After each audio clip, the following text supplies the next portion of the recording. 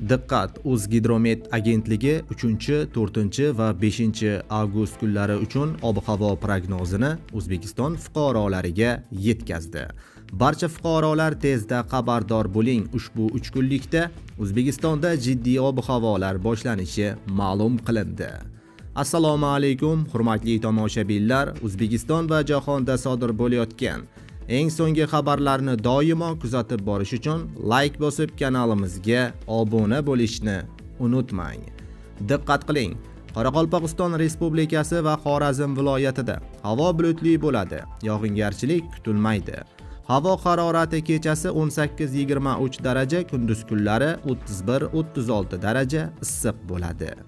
Buxoro va Navoiy viloyatida havo bulutli bo'ladi. Yog'ingarchilik kutilmaydi.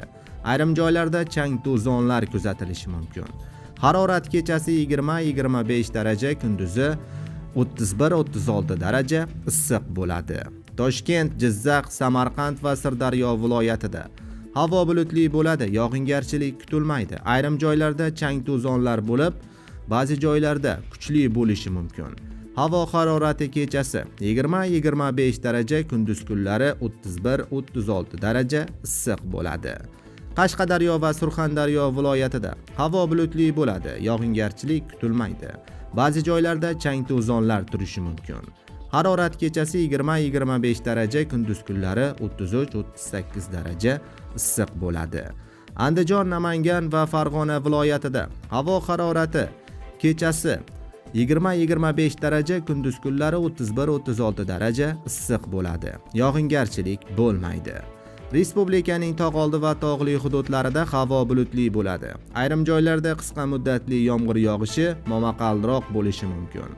Shamol sharqdan 7-12 metr/sekund tezlikda esadi. Harorat kechasi 13-18 daraja, kunduz kunlari 22-27 daraja issiq bo'ladi, deyiladi xabarda. Azizlar, videorolik ostiga like bosib, videoni yaqinlaringizga ham yuborib, ogohlantirib qo'ying.